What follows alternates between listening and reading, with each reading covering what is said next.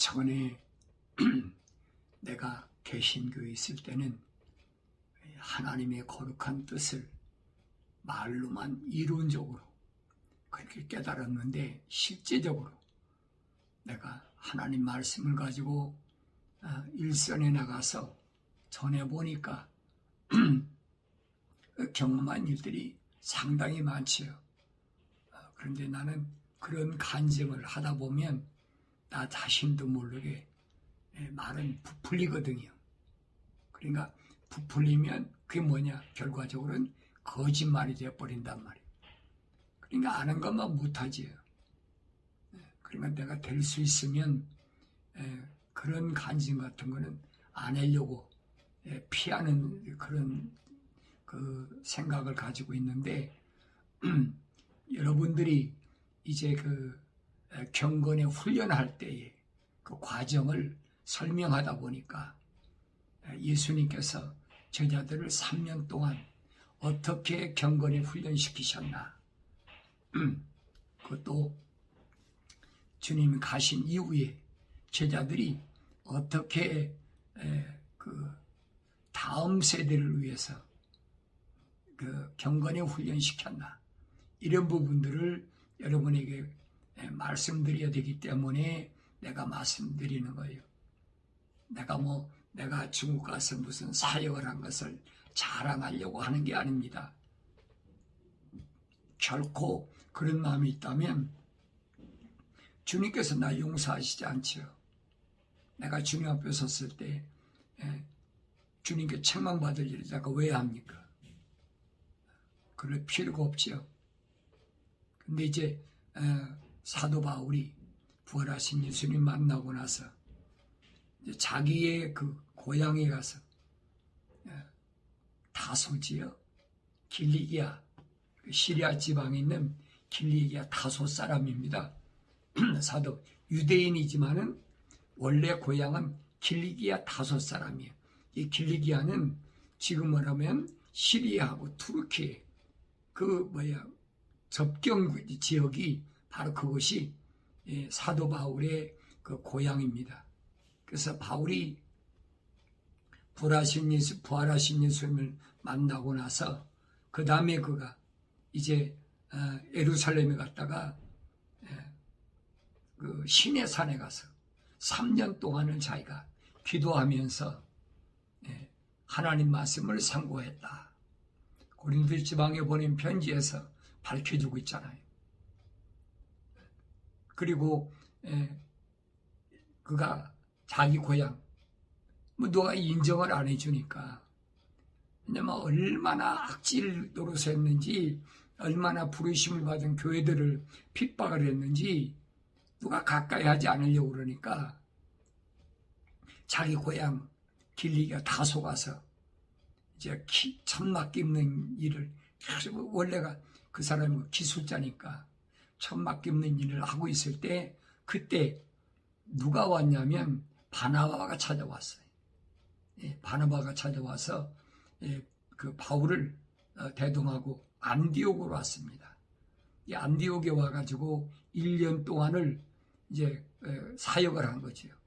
사역을 했는데 그때 안디옥 사람들이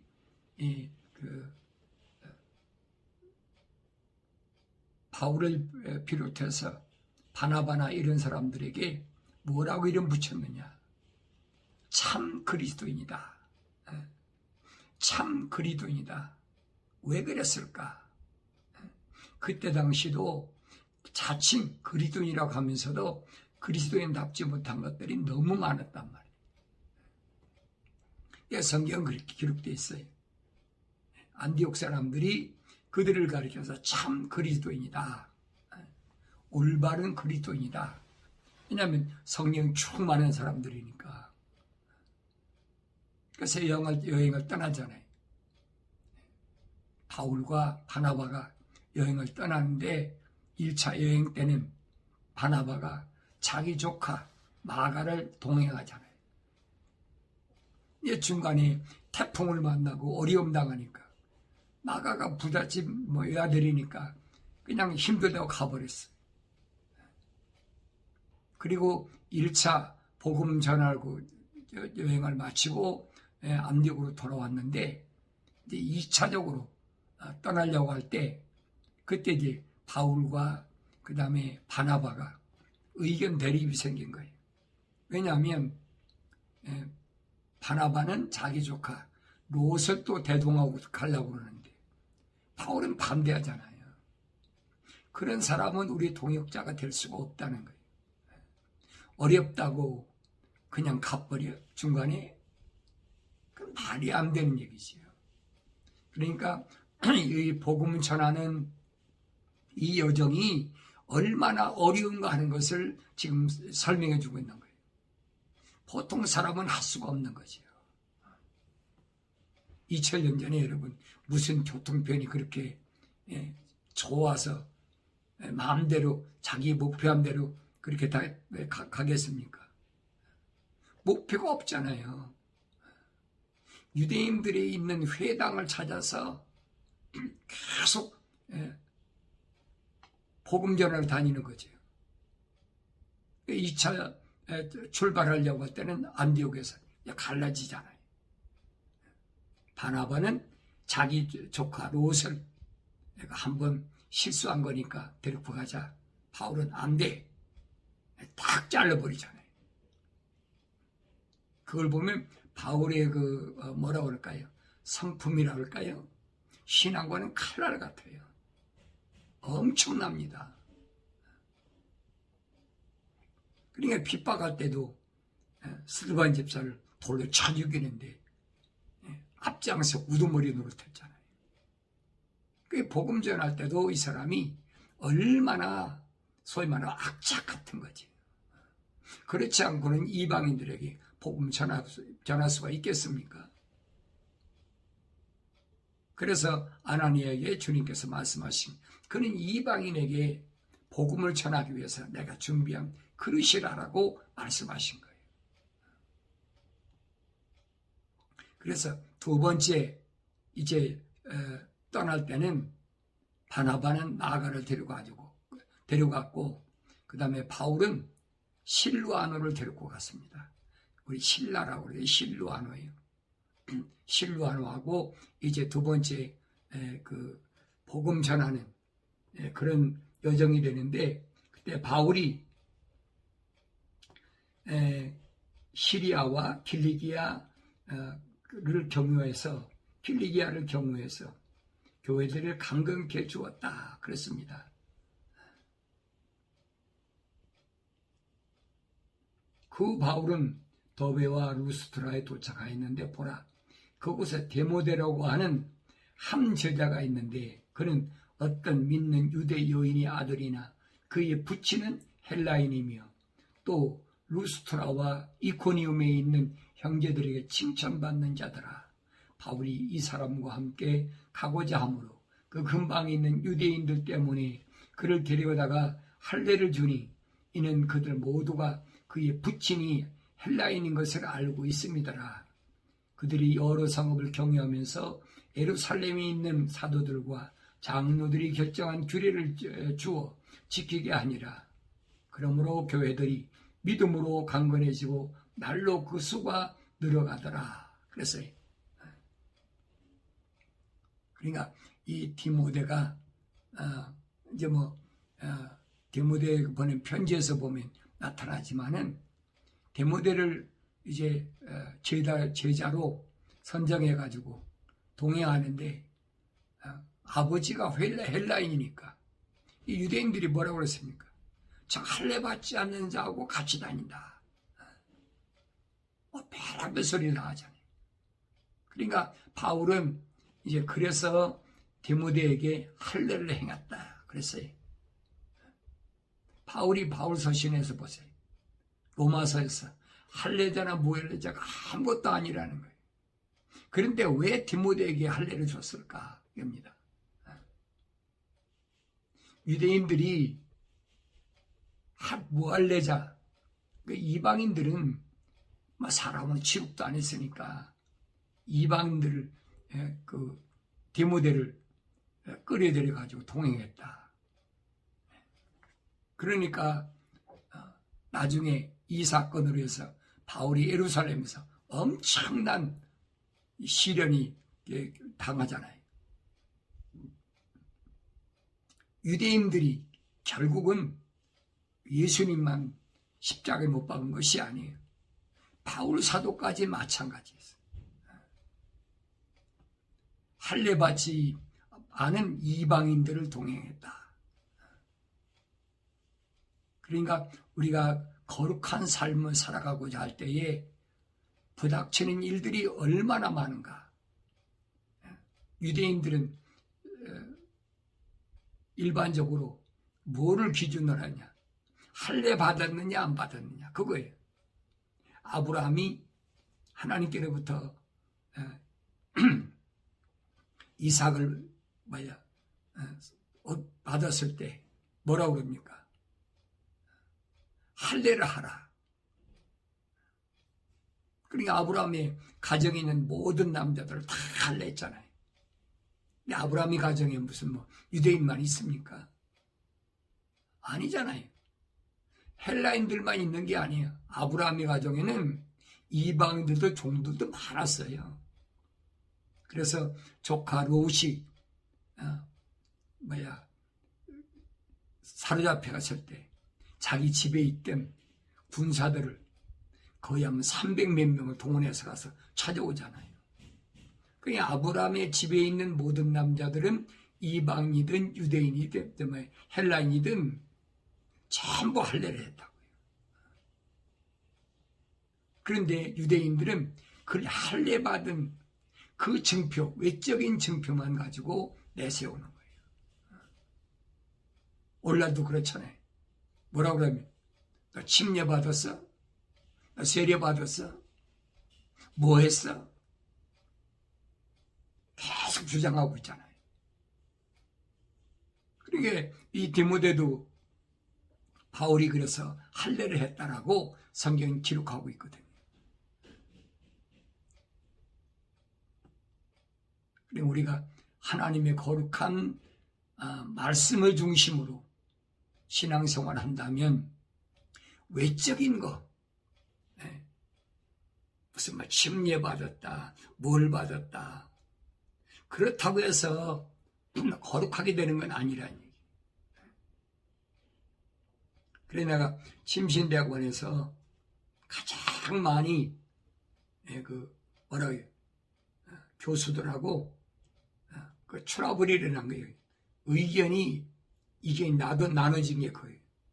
침례 안 받으면 구원 못 받는다는 거예요. 그 생각해 보세요.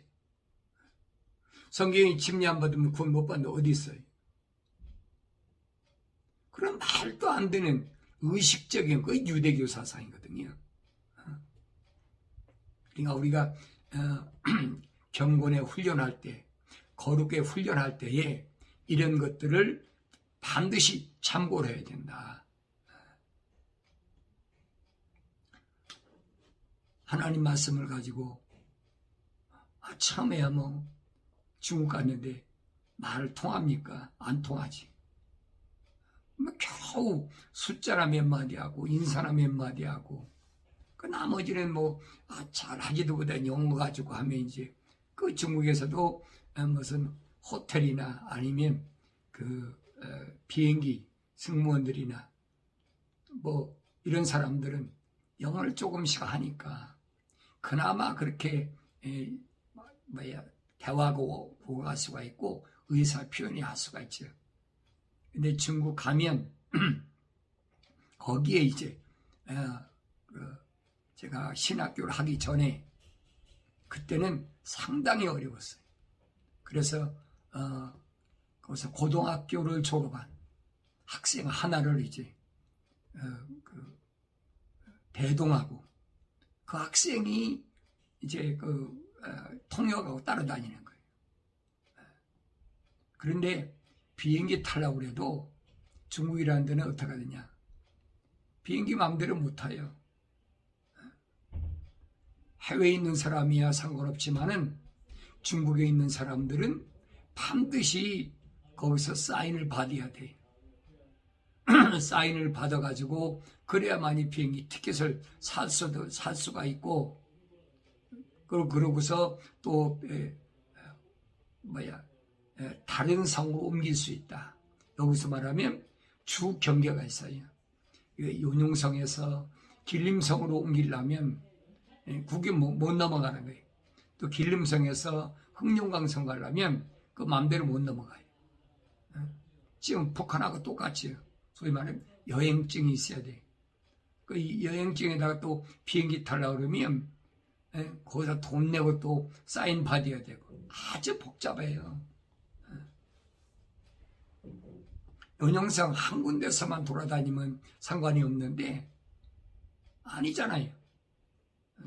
3개 성에 연용성, 길림성, 흑룡강성 3개 성에 우리 조선족들이 다 퍼져 사니까. 그러니까 나는 목적지도 없는 거예요. 어디다 그러면 이제 서로 연락해가지고 찾아가는 거지. 내가 지금까지 살면서 가장 잊지 못할 감격적인 순간들이 몇 순간이 있는데 그때는 그걸 몰랐어요. 왜 그러냐면 80년대 초만 해도 옛날 우리나라의 50년대 수준이 6.25 사변 전쟁 났을 때 그 수준이 형편도 없지요. 그런데 우리 조선족들이야 얼마나 힘들게 살겠어요.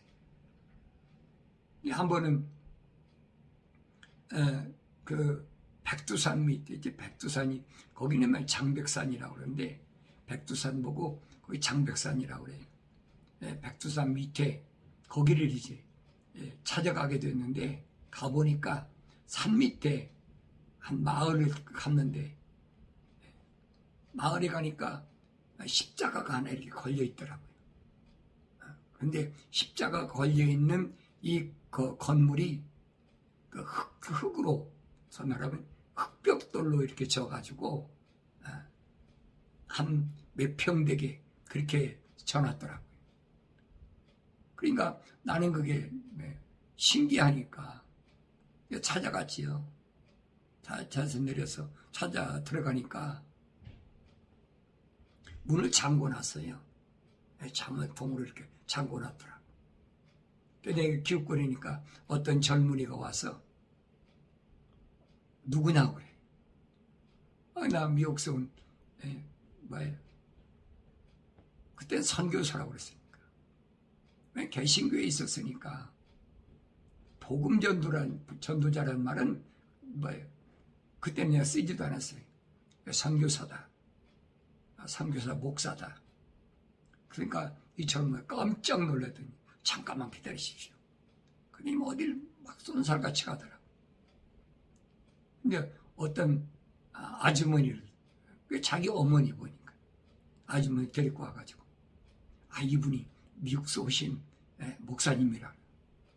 그 아주머니가 나를 만나자마자 손을 덥석 잡고서는 막 눈물을 흘리는 거예요. 나 어리둥절하잖아요. 왜 그러느냐? 무슨 어려운 일이 있느냐? 그랬더니 거기 아니고 목사님, 너무 감사합니다. 그러면서 자기 남편이 3년 전에 죽었는데 소원이 뭐냐? 목사가 어떻게 생겼는지 얼굴 한번 구경했으면 소원이 없다고 그러고 죽었다는 거예요. 생각해보세요. 얼마나 기가 막힌 얘기일까. 그때 동북삼성의 목사는 그 연변에 있는 김성하 목사라고, 연변 기독교에 있는 김성하 목사라고 심양에 있는 오해은 목사밖에 없어요. 목사 둘밖에 없었어요. 그러니까 그 산소리에 목사가 거길 가겠습니까? 그러니까 이 산골에 사는 사람들이 예수 믿는 복음을 가지고 들어왔는데 도대체 목사가 어떻게 생겼는지 구경을 못하는 거예요. 그러니까 이 아주머니가 내 손을 붙잡고 눈물을 흘리면서 자기는 3년을 더 살아서 목사님 이렇게 얼굴을 벗고 내 손을 만지니까 자기 이제 한이 없다는 거예요. 생각해보세요. 얼마나 기가 막힌가.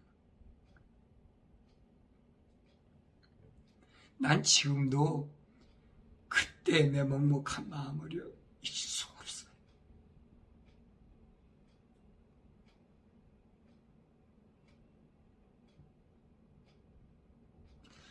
내가 목사가 되게 잘했구나. 그들의 삶이 얼마나 비참한 줄 아세요? 우린 상상도 못해. 그 시골집 울타리가 나무로 되어 있는데 죽은 나무를 엮어서 만들었는데 거의 한 1m 50 가까이 돼요. 그 위에다가 초가집을 이렇게 엮어서 해놓고, 근데 더 기가 막힌 것은 그 지붕 위에서 자라난 풀이 1m 이상짜리가 꽉 찼어. 이런 아이들이 그림이나 그릴 때 나오는 그런 집이야. 거기에 살고 있더라고.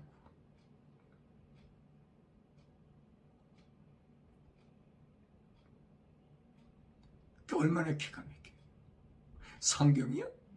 성경이 어디 있어요? 성경 한 권 가지면 이 동네에서 며칠 돌려가면 읽어보고, 그 다음엔 저 동네가 또 며칠 돌려가 읽어보고, 그러면서 신앙생활 하더라고.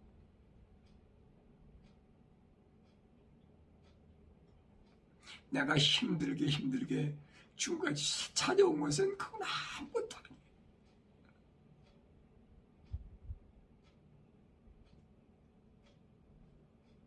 왜 하나님께서 이런 곳에 나를 보내셨을까? 난 지금도 그 생각하면요, 밥이 목구멍에 안 넘어가요. 그런 가운데서도 예수 믿겠다고, 복음을 듣겠다고,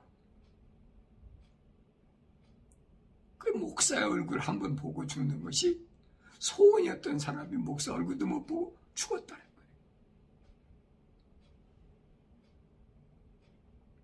거예요. 예수님이 한번 예수님을 만나보고 죽는 거 소원이라면 이해가 되는데, 하찮은 인간인 목사를 한 번만 보고 죽어도 은이 없겠다는 사람들이 80년대 장백산 밑에 여러분 우리 조선족들이 있었어요.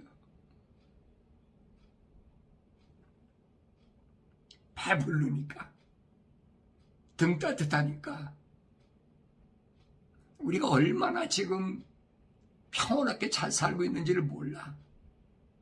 그걸 깨닫지 못해. 그러면서 예수 믿고 구원받아라. 나 볼 때는 너무 가증스러운 거예요. 조그만 병 들면 내 몸에 병 들었습니다. 조금 비즈니스만 안 되면 하나님 왜 이러십니까? 그럼 또 뭐라 그럽니까? 그런 시험 들어서 그렇다. 마치 요백에 찾아온 친구들처럼. 그렇게 성경을 안 읽고 여러분들이 신앙생활 한다는 것 자체가 얼마나 어리석고 가증스러운 일이가 하는 것을 아셔야 된다는 얘기예요.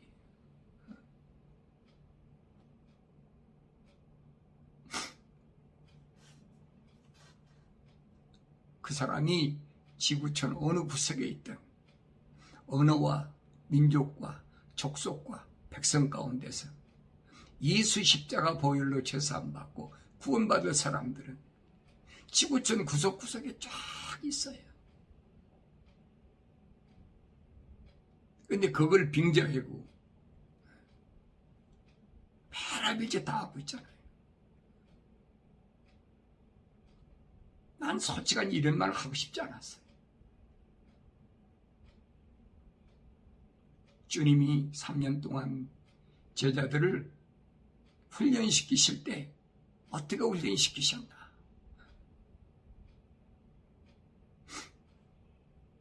주님은 소가성에 가셨을 때 목이 마르니까 우물가에 있을 때 여인을 만나서 예배가 뭐냐? 하나님 만나는 게 뭐냐? 아주 진지하게 그 여인이 가르쳐 주잖아요.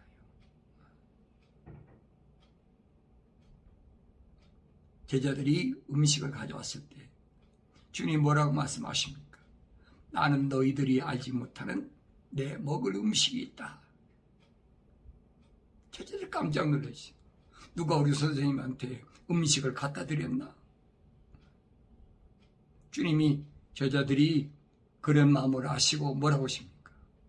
내가 먹을 음식은 너희들이 알지 못하는 음식이 있는데 그게 뭐냐? 하늘에 계신 거룩하신 하나님 아버지의 뜻을 행하는 것이다.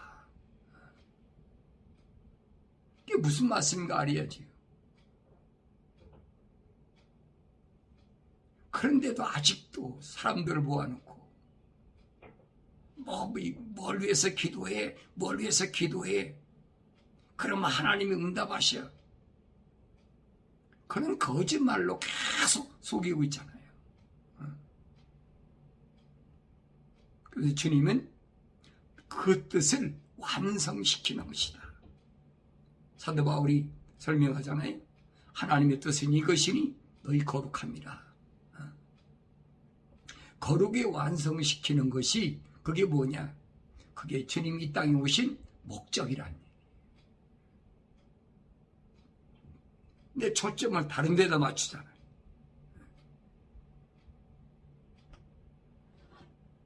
오늘 여러분들은 어디에다 초점을 맞추고 신앙생활을 합니까? 어디에 초점을 맞추고 하루 일과 시작하고 하루 일과를 마칩니까? 내 스스로가 생각해봐요. 내가 정말로 하루 일과를 거룩을 완성시키러 이 땅에 오신 주님의 그 길을 발걸음 내 따라가고 있나? 내가 오늘 하나님 거룩한 말씀을 얼마나 완성시키고 살아왔나? 끊임없이 밀려오는, 끊임없이 도전해오는 붉은 물이 검은 세력, 루시퍼의 세력들이 계속 밀려오는데 그걸 깨닫지 못하면 어떡하겠어요? 할 수가 없지요. 내가 여러분에게 이런 말씀 드린다고 해서 여러분들이 여러분 마음속에 내가 거룩해야 되겠구나. 그런 마음 갖는 사람이 몇 명이나 있겠습니까? 그런 하나님의 말씀을 통해서 책망을 받으면 돌이켜야 되는데 책망받는 것을 피해.